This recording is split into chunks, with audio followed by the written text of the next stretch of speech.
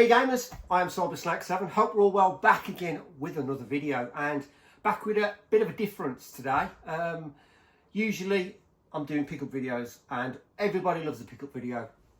That's what I love. That's what I love to do. But occasionally I think, you know, it's good to do something a bit different, and I'm just going to be doing a bit of a talky video today, talking about collecting in general, my future in collecting, how I collect, and a few consoles that I've got myself technically kind of back into, and the way I play my games nowadays. That's the most important thing, the way I'm playing them. And what I'm talking about here is the consoles themselves, because most of you know, like yourselves, we've all got our Master Systems, we've all got our Super Nintendos, our Super Famicoms, our N64s, you name it, PC Engine, you've got it, whatever system you play on, and we all love to play on original hardware. Now, for me, absolutely the same, 100%, I love original hardware, but I think over the last, I don't know, 6 to 8 months, I've been thinking a lot about systems in general, and with the way the retro collecting is anyway, and the way it's like progressed, and the prices of games and consoles over the last, what is say, 10 to 15 years, and it's only getting worse. For me, I've kind of tried to think about how I want to keep on collecting, but collect what I want for, obviously, and perfectly boxed and mint games, because that's me all over. I've never changed, I've never been any different. Well, not in the last 10 years anyway. But, you know, as I say, we've all, in the past, all like when we were kids, we had all the systems we could, or our families could afford for us, and we made the best of them. And we either got rid of them, or we kept them if you were lucky enough. But we never really got to experience the full retro in general when we were kids, because obviously money and, you know, family things in the past, it's just the way life goes. You got what you got. So of course, when we grow older, we have the income, we have the flame and the instinct, and let's go collect what we never had. So the nostalgia, it just kicks in, and you take it, and that's it, off you go. And like myself, since I've been at work, I've never looked back, and I've been realistically properly collecting for the last 20 years. It was just a general progression, like most of us, I suppose. Pick up loose carts, pick up a loose console, enjoy the gaming for what it was, and then, you know, you just take that step up. I'd like a boxed console now, I'd like a boxed game. Then it's that little bit step further, I'd like a mint boxed, and then a mint box games, and that's, you know, my peak, and that's where I am, and that's where I'll always be now. Your progression and your obsessiveness of game collecting just gets unreal. Obviously, you got people who like full collecting. Look at Stu to the UK. I mean, that guy is, he's got one of the biggest collections I've ever seen. Technically, he's got nearly full collections of everything you can think of. And, you know, that's all well and good for him. Fantastic, absolutely amazing. I'd love to be able to achieve what he's done, and the way he's done it, because he obviously hasn't just used his hard-earned cash, he's used his brain, he's used his knowledge, and, you know, he's done it right, which is a very good way of doing it. But sometimes not all of us can do that, especially like me. And all I tend to do is just go out there and see it and buy it. You know what I mean? And that's just the way life is. But I've never been any different. So, but nowadays, of course, my collection isn't as big as it used to be. I have slimmed down a lot, but I'm more, as the old saying goes, quality over quantity. So I'd rather have less and have really good quality games in the collection than have just shelves and shelves of games that you go, wow, look at this, wall-to-wall games, but you're never going to play them. What's the point? I cannot see the point in collecting and putting rows and rows of games on your shelf when they're just going to sit there gathering dust. No, that doesn't appeal to me anymore. That is not the way I'll collect, and if you do, this is only my opinion. You go and do what you've got to do. That, you know what I mean? I would never criticise anybody for wanting to do their collecting the way they want to do it. That's up to them. But for me, quality over quantity, keep it simple, keep it real, just keep it to the games that you actually know you're going to want to go back to again and again and again. Now Pete's Nestastic, he's come back into the scene after a few months, and he's doing it right. He wants to buy a system and then get specific games for each system. He knows he's going to play every single game. Job done. Excellent. It's a fantastic way of doing it. It took many years for him to realise that, just like me. But as you get on and you grow older and you think about your collecting more, you kind of just, it ingrains into you. Unless you've got the money and you've got unlimited funds, then go for it. Fair play to you, because if I had unlimited funds, I'd probably do the same. But I don't. So I've got to be a bit more choosy, a bit more careful, and really look into what I want to buy rather than just going out and buying it. That's just the way it is nowadays. That's why I do pick up videos, but I don't do many. And especially the likes of the Super Nintendo. I haven't done one of them recently in a while. I've got one coming eventually. But you know, as I say, it's a slow progression now, because the games that I'm after are more high end. They're not easy to find, so it's just cost. So you just have to bite the bullet, save your money, and wait for that perfect moment to come up, and you'll see it and you buy it. It's as simple as that. But anyway, detracting from that, that's the collecting side of things. That's the way I like to look at things. I'm just doing the quality over quantity sort of thing. Taking it nice and easy, enjoying my games and actually playing them for a change, which is a lot of people's mistakes, I think, where they tend to buy a lot and they buy more than they play. And as I said, there's nothing wrong with that at all. That's entirely that collector's choice. But for me, I just want to sit back and I want to look at what I've got, and I know I can pick up anything off that shelf and go, yeah, I really want to play that. That's just the way I want it now, and that's the way it's always going to be. So anyway, going back a step, talking about consoles. Now, obviously, as I said previously, we all love our original hardware. Now, for me, obviously, Christmas just gone, I got myself into the analog scene. Now, obviously, I'm going to be talking about this one first, which is the Analogue Duo, and that is obviously playing on here on my projector. Now, I started with analog on the Analogue NT, which was of course the Super Nintendo one. Now I sold it because at the time I was more definitely original hardware over these kind of systems, and over time with getting this one at Christmas, it's made me think a lot about the systems and about how I want to play. And I mean, let's just put it into perspective. Those analog systems ain't exactly cheap, but the way I look at it is once you've purchased that item, it's like a future-proof system for me, specifically because one, it plays every single region of a console you want to play. So you've got your Super Nintendo to play, Super Famicom, PAL games, NTSC games, plays them all. Obviously with the Analogue Duo, plays any region, all discs, and of course all cards. Don't need for any arcade cards or nothing, just plug it in and go. Superb, just the way I like it. And that's, once I bought that, that's what I'm thinking of. I'm thinking of the way of, right, I think these systems in the long run for me are better. I love collecting the original consoles, but the way I look at it in terms of the consoles themselves, over time you've got to have them repaired, recapped, and it's a process. Unless you're not using them whatsoever and you're just keeping them boxed and they are new and very looked after, then fair enough. But for me, my Super Nintendo recently, I just reskinned it and it's having issues, and I've got to get it repaired.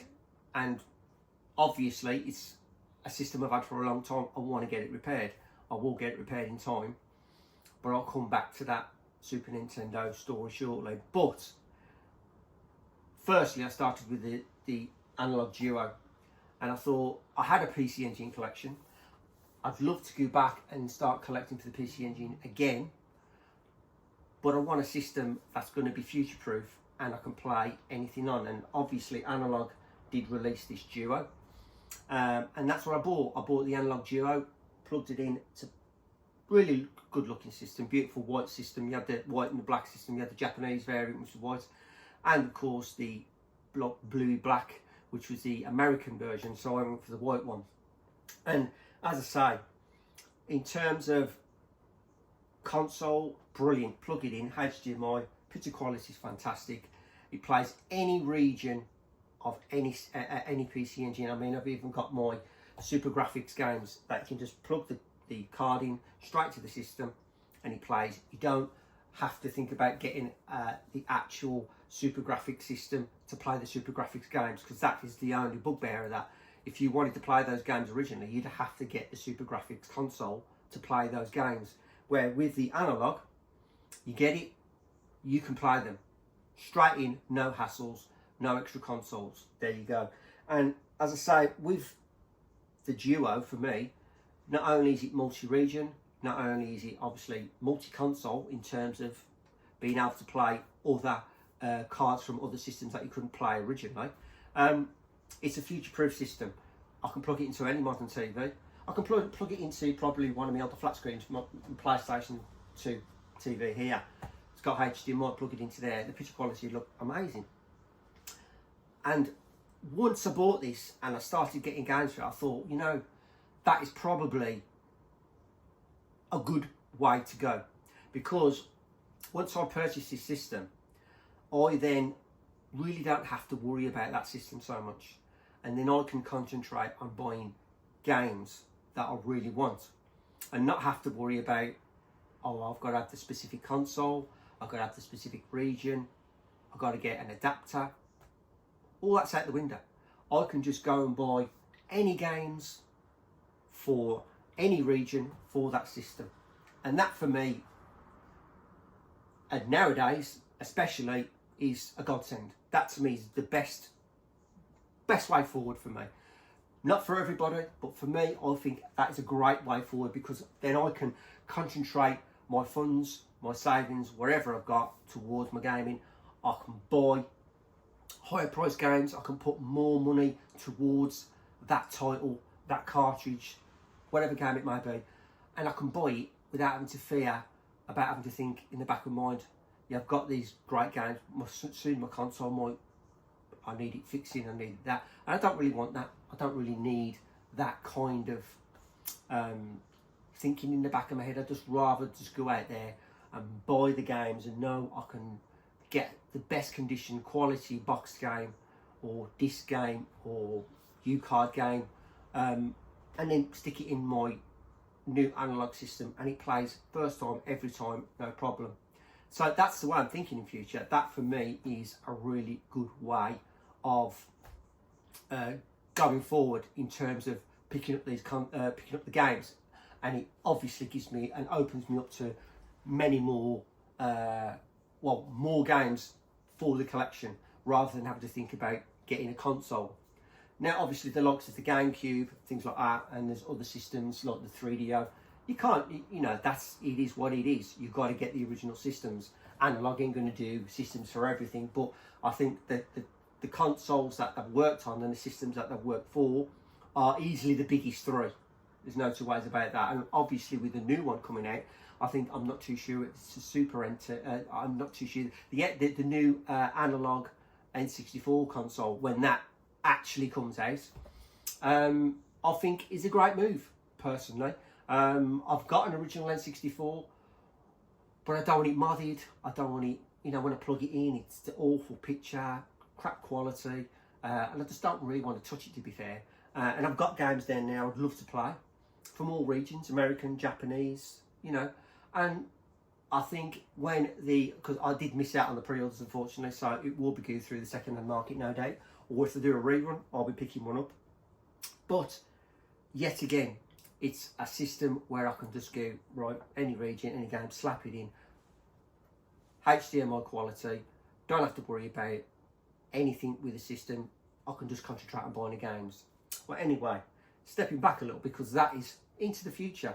We've yet to get one of those. So, the Analogue Duo, that does push me and give me the incentive to want to collect the analog systems, of course. So, system number one, which is the Analogue Duo, which I've got and I'm really, really happy with.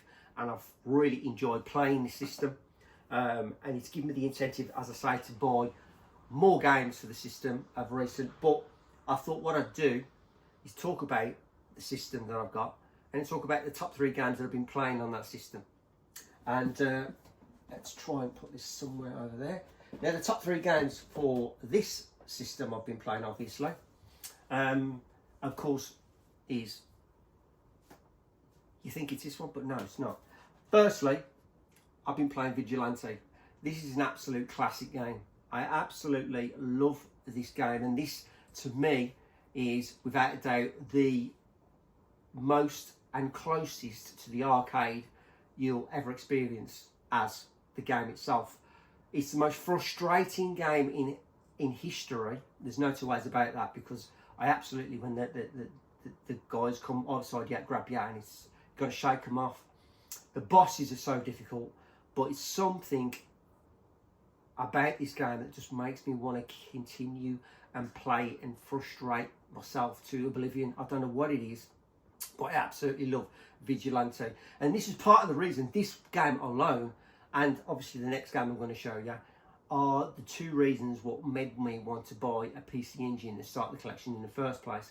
Because seeing how good the quality of this game was, and so arcade perfect, I thought, yeah, I'm all in for that. So Vigilante is definitely one of my top 3 games I'm playing on the Analogue Duo at the moment. So that's Vigilante.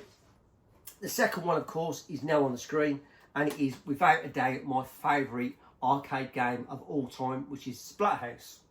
Now, this game is absolutely amazing. I loved the other 2 on the Mega Drive, of course, Splatterhouse 2, Splatterhouse 3, but the original is the one I love the most. Now, talking about, obviously, Splatterhouse, the original, and the best version is, of course, on the FM Towns Marty, which I do have in my Splatterhouse collection.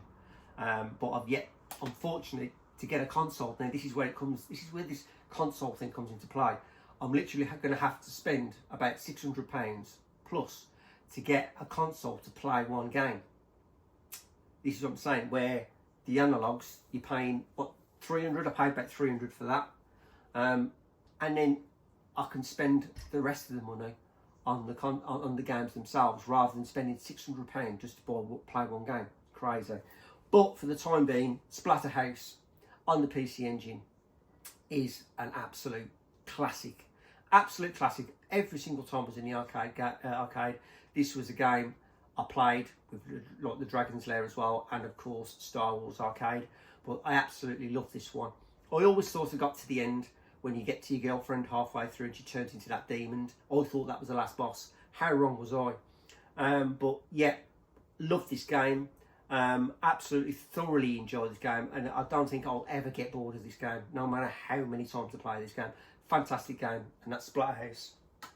And then game number 3, of course, which I wanted this specific version because it's technically arcade perfect in every way, and that is obviously Daimakamara.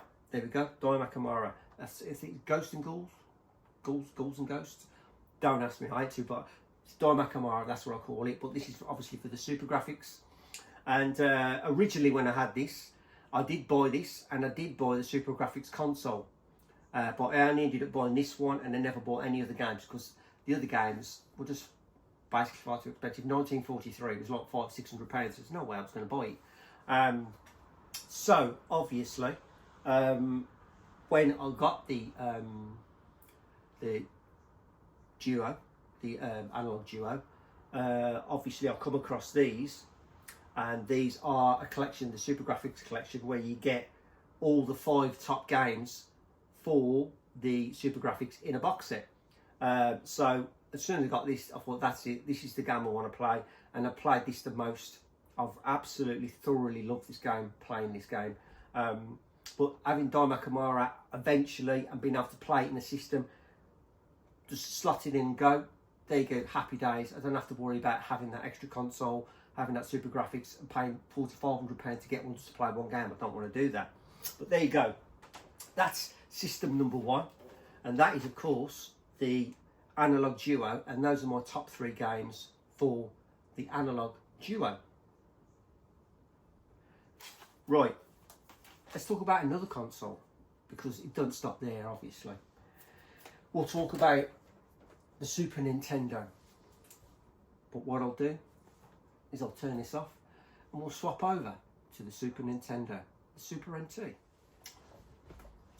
Okay, so let's talk about the next system. And yes, it's the Super NT. Moved on 3 months later. Now, originally I did have a Super NT, Analogue Super NT, but I got rid of it because my mindset at the time was you must play your original Super Nintendo games on your original system. Mine was transfixed on it. So I got rid of it. I had the jet black version, beautiful. Paid about 300 for it again from Analogue when it first came out.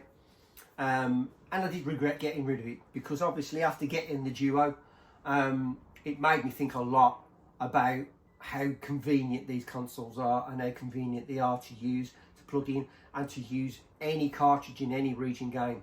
So 3 months down the line, I picked up, of course, the Analogue NT.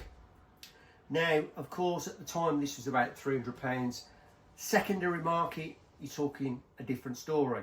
Not only are they not easy to come across, but finding it at the right price is not an easy task. Now, this one cost me £465. And this is the Super Famicom variant. I think it's like the grey and the light blue, because there are different colours, of course. I would love the white one, but the white one is nearly impossible to find. But regardless, £465 was the best price I've come across for one of these systems. Yes, it's pricey, I know that, but in the long run, I know I haven't got to worry about the system and I can concentrate on buying the games for it. But absolutely love this system. As you can see, at the moment, I've got my PAL original Castlevania 4, which I had back in the day, which, long story short, I did send this game to Alex, Blutonic78, to America to gift him. And about 3 months later, I kind of regretted it, and I missed that game so much. And in the kindness of his heart, he sent it back. And I've literally got it here, I'll show you in a bit. But to have that back is like one of the happiest moments ever for me, because why I got rid of my original Super Nintendo game, the first game I ever bought for that system, and I kept from it when I was a teenager. I don't know why I got rid of it. Silly me, really. But I've got to say big thanks to Alex, as per usual, for always sending it back to me, mate. You're a quality guy. But anyway, Super NT, absolutely fantastic system. As I say, great little system, easy to plug in and play, and it plays all the Super Nintendo I need, my Super Famicom, my NTSC, Super Famicom, and of course my PAL systems as well, my PAL games. So with that, I got this controller. And this was recently shown on Goldtooth. Mr. Goldtooth himself, he's picked up one of these. They are quality, like a see-through jet black IM8-bit, I think they are, controller. Really nice controllers. No lag or nothing on them. A really, really nice controller, so happy to have that. I didn't show you the Analogue Duo one. I picked up the white one, which is obviously to go with the white console, which is a really nice little controller as well. So, keeping this short, because I've talked about why I wanted the system and what I wanted to do with the system and why I'm doing it. So I got the Analogue NT, I got obviously the smoke black controller, and then of course what I want to do is now talk about the top 3 games I've been playing on my system. Now, first and foremost, of course, is this, which is of course the Super Castlevania, my PAL variant, the one I first bought from Woolworths back in, well, I don't know if it's got the date on here. Has it got a date? 1992. So 1992, 1993 when it came out, I think. So this is pristine. It's like I could have bought this from the shop yesterday and you wouldn't have known the difference. It's got everything in it. absolutely, it's just a cherished game. And as I say, I sent it to Alex, I gifted it to Alex, and I missed it so much. And he's, as I say, at kindness of his heart, he sent it back to me. So really happy with that. But this game is a part of my gaming Super Nintendo history. Without this game, I wouldn't be the Super Nintendo fan I am today. Simple as that. My all-time favourite console always will be. No judgment against the Sega people, because I love Sega. I'll be talking about them very shortly. But obviously, the Super Nintendo for me has always been my console of choice. Had them both back in the day, the Super Nintendo and the Sega Mega Drive, and you know, I loved the Sega versus Nintendo vibe going through those early 90s. It's amazing. It's just, it was when console gaming and retro gaming and gaming in general was at its best. It's never going to be beat. But absolutely fantastic game. I love this game for all time, and I'll play again and again and again. Absolutely amazing. But that one, of course, and then talking about my Super Famicom, and this little number here, we all know what this is. This is Render and Ranger R2, and this game, definitely one of my prizes in my game collection without a doubt. I've had this, what, 10, 11 years now, more, and this was bought for peanuts, to be fair, from a guy who was selling his retro collection in his garage. Sitting in the pub the one day, because I got a few games I need to sell because his son worked in the pub, and he said, my dad collects retro, do you fancy going? I said, yeah, I'll have a go. And the worst part about it, he had 2 copies of this, and I give him £80 for it, which back in then it was £80, but considering what this is worth today, is exponential. That £80 is nothing, it's a drop in the ocean. So I wish I'd have bought the both of them. Then I'd have been laughing, but I'm still laughing now because I've got myself probably one of the rarest games on the Super Famicom, full stop. But absolutely beautiful game. Gives me the option to play this game. Not that I do, because I have bought this on the limited run variant, so I don't ever have to use this that much, to be fair, but still an absolutely amazing game. And as I say, I can play this anytime I want on the Analogue NT. Right, finally, that's a Super Famicom. I've got a PAL game. And then this one, another prize of mine, which is in its acrylic case, Super Turrican 2. And this is still part sealed. I'm very, very lucky to pick this up back in the day when I picked this up. I think it was Pete Snestastic who put me onto this the one day. He WhatsApped me or messaged me and said, Jay, you've got Super Turrican 2 part sealed, which is like 300 quid. And I mean, back then, 300 quid, I thought, yeah, I'm having that all day long, part sealed. And I bought it, absolutely beautiful condition, pristine. As I say, it's still got the seal on it, you can see. And this one and another game of mine, I can't think of which one it is. I've got 2 games in these acrylic cases. The other one I bought from Fresh, and I bought it brand new, and I've had it ever since. I can't think of the name of the game now. I'll get back to that. But regardless, Super Turrican 2, absolutely beautiful game, fantastic game, and definitely one of my prizes yet again in my NTSC Super Nintendo collection. Well happy with that. So that's my top 3 games that I always go back to and play on my Super Nintendo Analogue NT. But no, it doesn't end there, does it? Because I've gone and done something very stupid. And I thought, well, I've got myself an Analogue Duo. I've got myself an Analogue NT. I've got to get myself an Analogue SG and get back into the Sega. So let's take a look at the Analogue SG. Okay, so let's talk about the final Analogue console that I picked myself up. So I had the Analogue Duo, I've had the Analogue NT, and of course I've had to go down the Analogue SG route and pick myself up an SG, which is of course the Mega Drive variant of the console. So about 3 weeks ago, after picking those 2 up, I've been searching for one actively on and off for probably about a month or 2, and they haven't been coming up at really good prices, because this is easily the most expensive analog system to pick up, and this one come up And here it is, the Analogue SG. Now this one come up at £485, so you're touching nearly £500 for a console. I know it's insane, but again, I didn't own one the first time round, and let's just face it, as I said, I'm doing this specifically so I don't have to worry about these consoles anymore.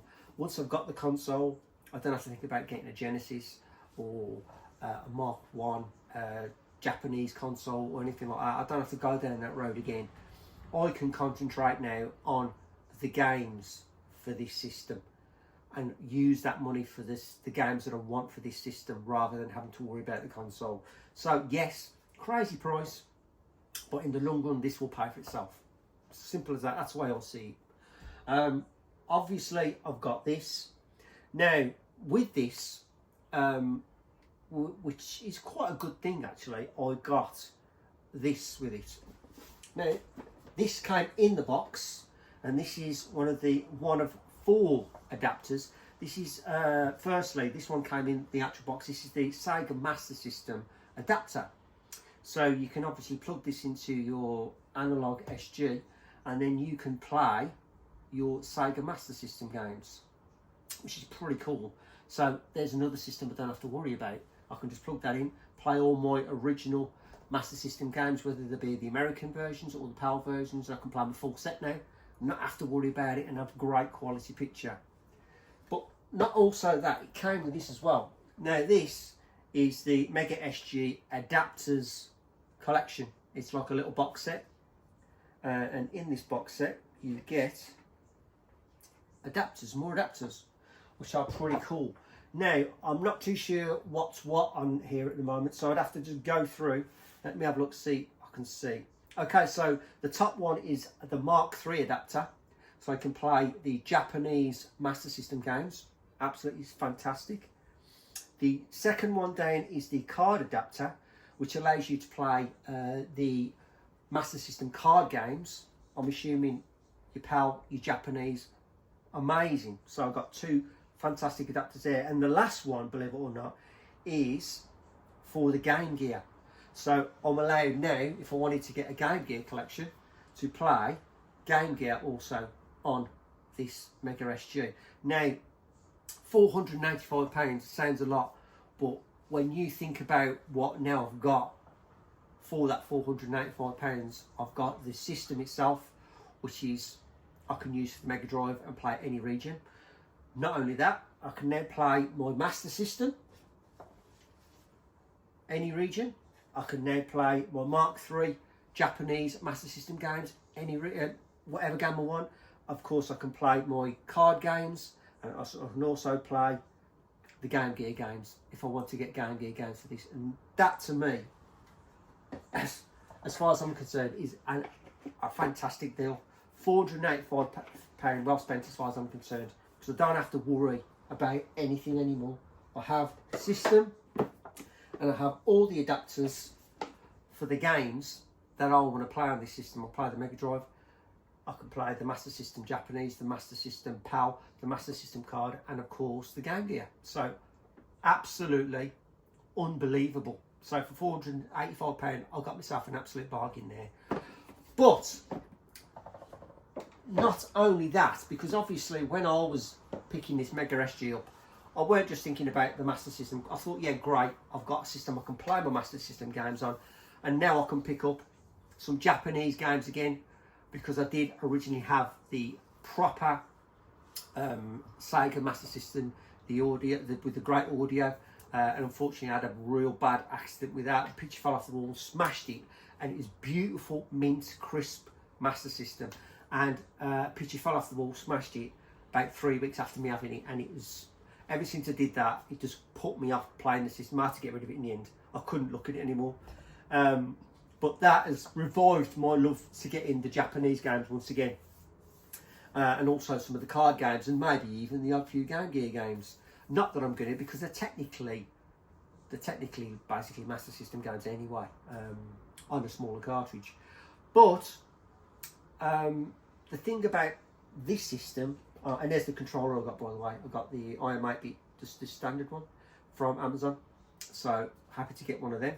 But as I say, with this, unbeknown to me when I got it, because obviously the first thing I was going to be doing is I've been doing some research about wanting to pick up my games again, getting certain games for the system. I'm not going crazy. I just want the best of the best for the Mega Drive. Well, I wasn't explained when I bought this that this thing is jailbroken, and it's got a little chip sticking inside of it, and it's got every single Mega Drive game on there already. I've got everything. Now, I've been going through this for the last 2 weeks, playing this religiously, loving going through the set of the Mega Drive games. And I've been playing stuff I've never played before. This being one of them. Now, this is Undead Line. This is like a top-down, you can kind of call it a shoot-'em-up, but it's not, because it's like a knight walking around, shooting, throwing his swords and that, and he's got shields and things like that. And it's not an easy game. Now, this was, of course, a Japanese exclusive. Never ever come out in Europe, never come out in America.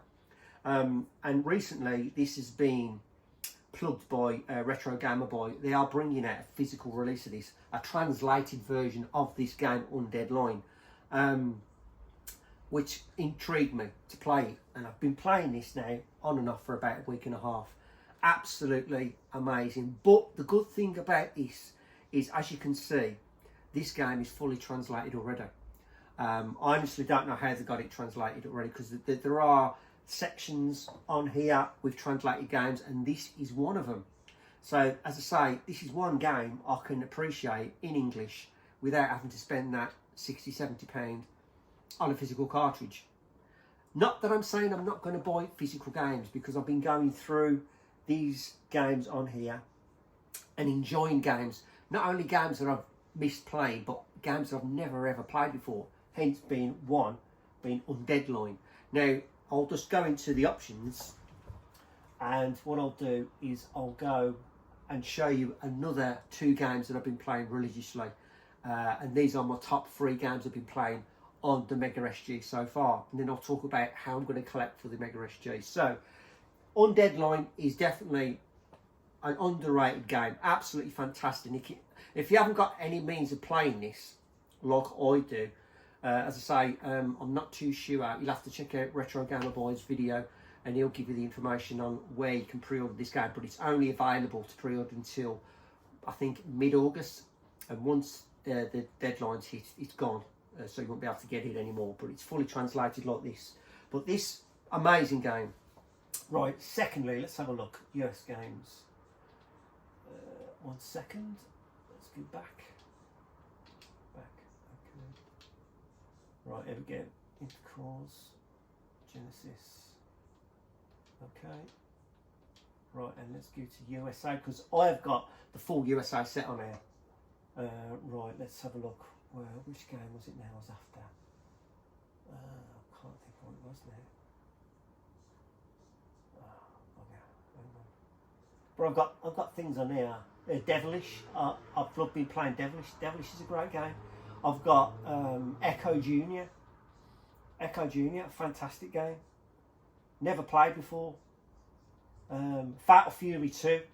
Fatal Fury 2. This, I'll bang this on. This is an awesome game.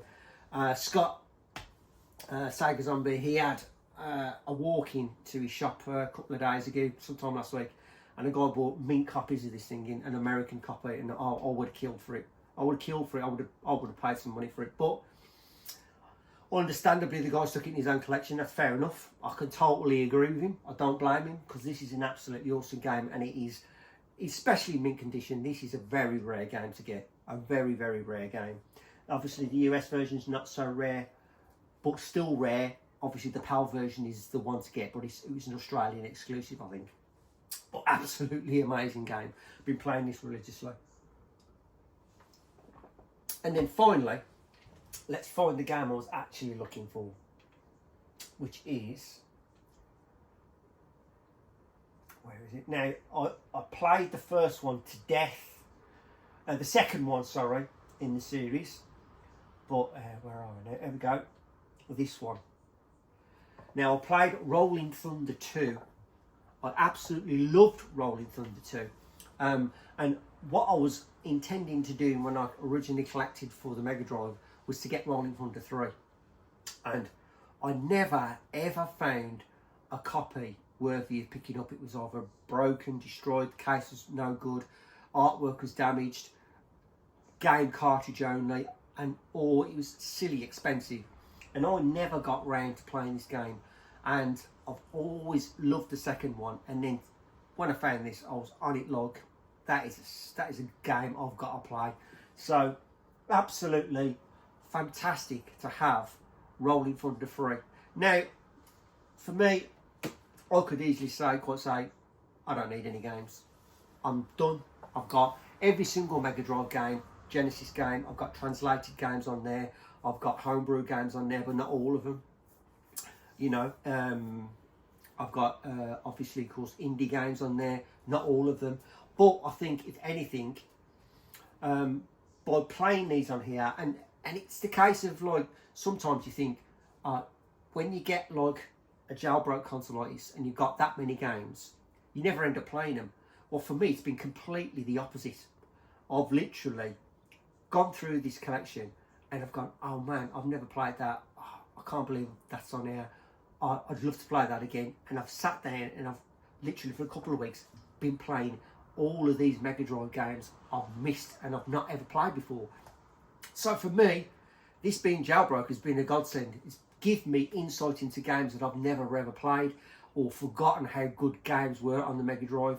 So I'm well happy with this jailbroke. But what I'm going to do with my collection in terms of collecting for physical is I'm going to go down the road of probably picking up just a few of the titles on here, like the classics.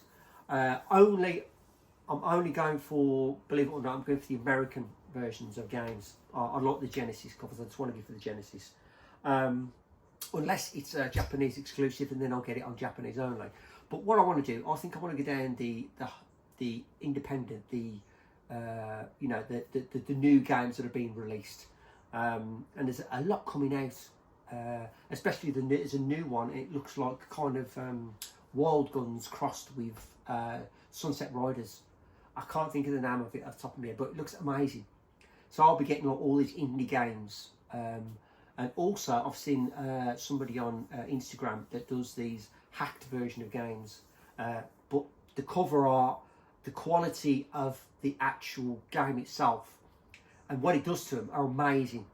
I mean, they're about $60 a piece, but $30 shipping. So you're talking like $90 all in. But they look awesome. But he does such good things to them, like the Ghostbuster game, the Spider-Man game, the Splatterhouse 1 and 2, or 1 and 2 and 3, sorry.